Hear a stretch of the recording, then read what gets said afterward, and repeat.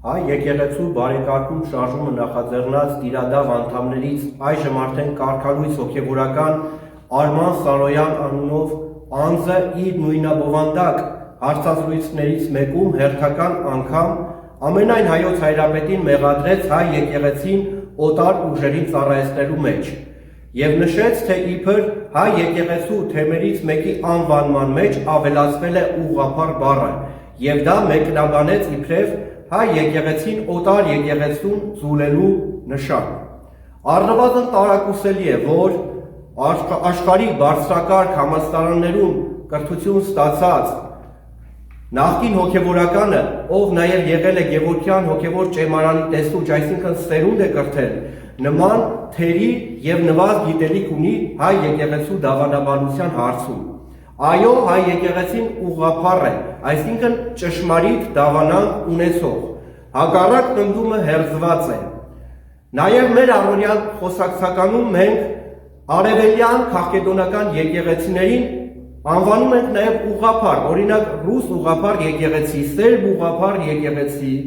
վրաց ուղղափառ եկեղեցի, միևնույն ժամանակ չժխտելով մեր ուղղափառությունը։ Ի վերջո,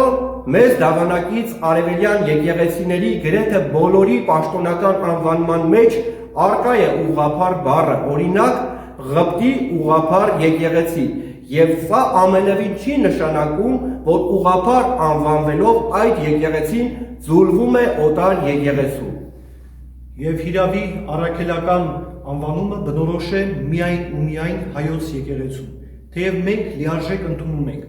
թե քաղկեդոնական ուղղափառ եկեղեցիների և ոչ քաղկեդոնական եկեղեցիների առաքելական, այսինքն առաքելահիմն լինելը։ Մեր եկեղեցին ընդունել է առաքելական անվանում այն պատճառով, որ որոշ օտարներ կասկածի տակ են դրել նրա առաքելահիմն լինելը, փորձելով ասել, թե այն ոչ թե հիմնադրվել է Սուրբ Թադեոս և Սուրբ Բարդողոմեոս առաքյալների կողմից առաջին դարում, այլ Սուրբ Գրիգոր Լուսավորչի կողմից 4-րդ դարում։ Եվ ի վերջո հենց մեր եկեղեցու ուղղափառությունը պահպանելու համար է, որ մեր եկեղեցու հայրերը, ողջ հայ ժողովուրդը կյանքի գնով անգամ մշտապես պայքարել են հայ եկեղեցու ուղղափառությունը, անսասանությունը պահպանելու համար և անկասկած այս վերջին շրջանում իրենց բարենորոգիչներ հորդորջացները երբեք ու երբեք չեն կարողանալու խալխլել մեր Սուրբ եկեղեցու անսասանությունը իրենց կեղծ օրակարգերով։